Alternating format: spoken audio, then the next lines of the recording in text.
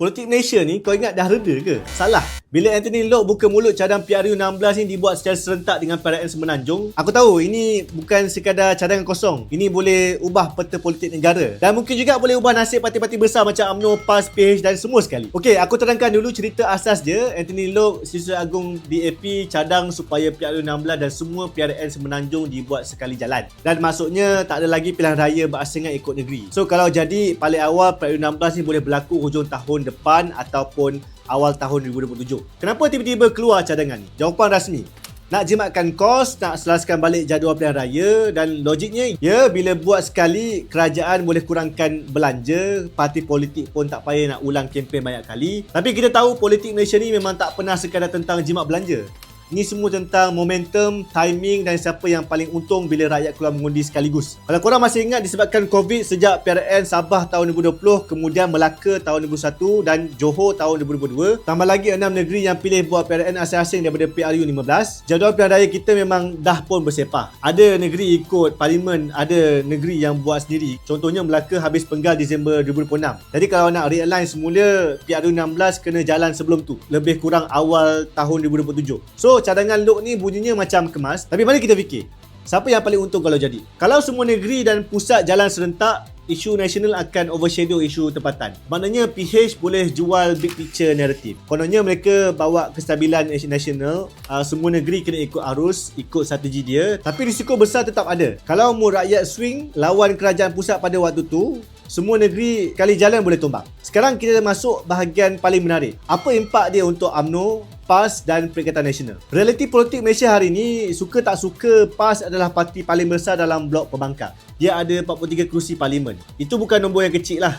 PAS dah jadi tunjang PN. Bukan sekadar kawan yang menumpang je. So jadi bila Loke cadang PRU sekali dengan PRN ni serentak, dia sebenarnya kena fikir macam mana nak hadap PAS yang tengah kuat. UMNO pula walaupun dah lemah, tapi jangan pandang rendah, UMNO masih ada kerusi tradisi, masih ada pengundi yang setia, terutama di kampung dan kawasan Felda. Kalau UMNO kekal solo, PH boleh lawan. Tapi kalau UMNO rapat dengan PAS, gabungan tu boleh jadi powerhouse politik Melayu. Sebab itu, PN tahu kalau nak betul-betul kalahkan PH, dia kena pikat UMNO. Sama ada kerjasama formal atau sekurang-kurangnya pastikan UMNO tak bersama PH. PH pula terutamanya DAP tahu benda ni. Dia tahu kalau UMNO betul-betul bersatu dengan PAS, habislah game dia orang. Jadi apa pilihan PH? Dia akan cuba yakinkan UMNO untuk kekal dalam kerajaan perpaduan, atau paling kurang pun pastikan UMNO ni terus bercelaru, berpecah. And that's why cadangan PRU16 serentak ni bukan sekadar penjimatan kos.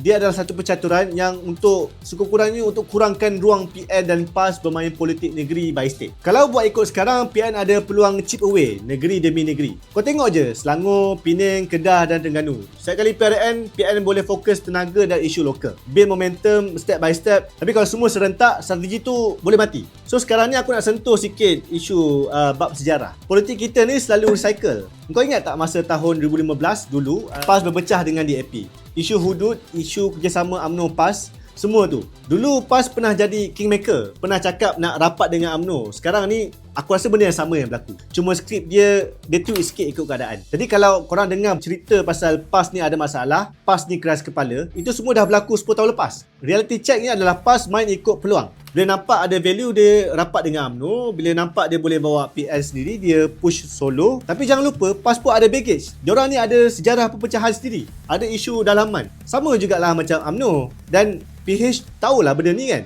Dia tahulah nak pecah belahkan musuh, tak payahlah lawan daripada depan pun boleh. So nak mainkan isu lama kan, trigger balik rasa curiga tu dan teruskan naratif baru. So aku nak tanya, betul ke cadangan Loke ni betul-betul untuk rakyat, atau sebenarnya hanyalah strategi politik supaya PH boleh minimiskan risiko lawan PN secara berperingkat? Sebab kalau buat serentak, memang betul rakyat jimat duit tu, SPR jimat logistik. Tapi pada masa yang sama, rakyat hilang peluang nak evaluate negeri satu demi satu ni. Semua isu tempatan lebur bawah isu nasional. Aku personally rasa idea ni ada logik dia, tapi berisiko tinggi. Kalau rakyat tengah marah kerajaan pada waktu tu, semua negeri boleh hanyut sekaligus. Kalau rakyat tengah mood sokong kerajaan, semua negeri boleh sapu bersih. Politik jadi all or nothing. Dan kau tahu, politik Malaysia ni mood boleh swing cepat gila. So sekarang ni persoalannya bukan sekadar bila nak buat PRU16. Persoalannya siapa yang pandai baca mood rakyat, siapa yang boleh kawal naratif. Kalau UMNO PAS betul-betul bergabung, PH kena bersedia untuk fight gabungan Melayu Islam yang besar. Kalau UMNO kekal bersama PH, PN susah nak capai majoriti. Tapi kalau UMNO pecah dua kedua, habis semua sekali jadi rencam. Akhirnya politik ni bukan soal suka tak suka, tapi soal realiti. Kau boleh cakap kau tak suka gabungan tu,